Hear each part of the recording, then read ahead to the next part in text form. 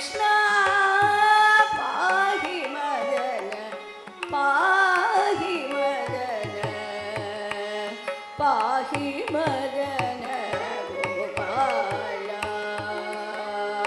Krishna Krishna